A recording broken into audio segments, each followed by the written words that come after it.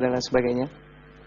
Itu dia dikatakan bahwa saya kalau kita mau achieve sesuatu, kita harus benar bisa meyakini bahkan sampai merasakan. Nah, waktu itu tahun 2006 ya, saya belum punya apa-apa, motor satu Mio juga nyicil, sampai mencicil. Nah, saya pengen banget ngerasain kalau punya duit 10 miliar tuh rasanya gimana gitu.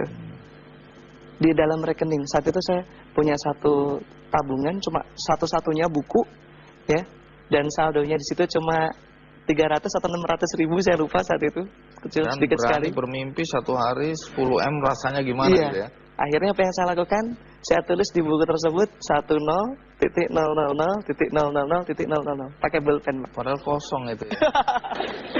Akhirnya kalau di teller, wah diketawain sama tellernya. Ini maksudnya apa ini? Gitu. Terus? Ya, saya bilang ini adik saya apa ngerjain saya gitu. Padahal mimpi ya. Iya. Kalau kata orang bilang kan, kekuatan kita di pikiran itu sangat kuat ketika kita dalam alam-alam bawah sadar ya. Ketika kita mau bangun tidur atau kita mau tidur gitu kan. Jadi bangun tidur, saya lihat buku tabungan.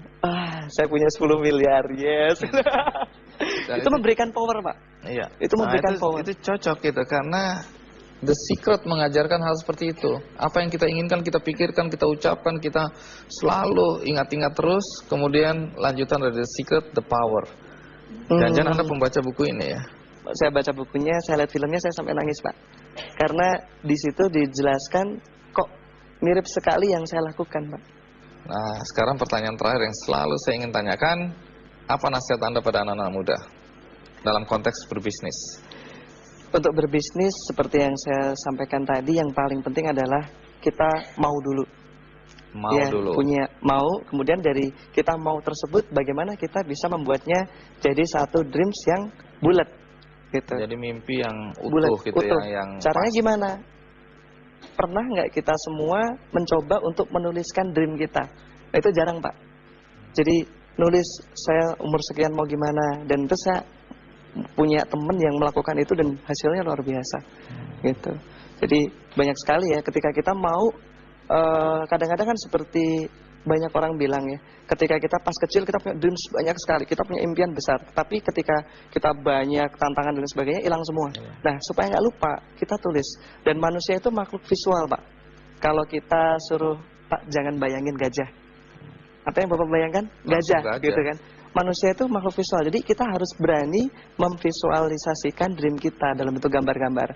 Ini yang saya lakukan itu pas saya di kampus ya, ke kampus juga jalan kaki dari rumah.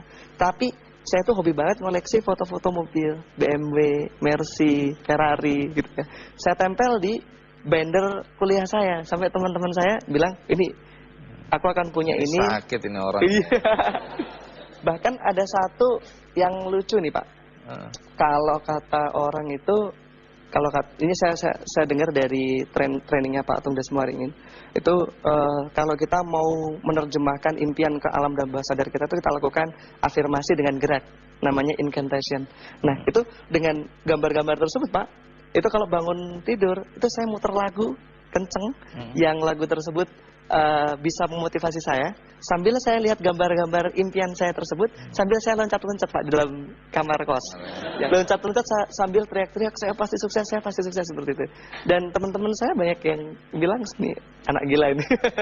Jadi faktanya sekarang gimana? Mobil-mobil itu sudah Anda miliki? Sebagian sudah, Pak. Iya. Febrian, terima kasih ya sudah mau tampil di acara Kikendi ya. Inspiratif sekali, karena banyak hal yang ternyata itu sudah ada di buku ini. Buku ini buku yang luar biasa karena lanjutan dari The Secret.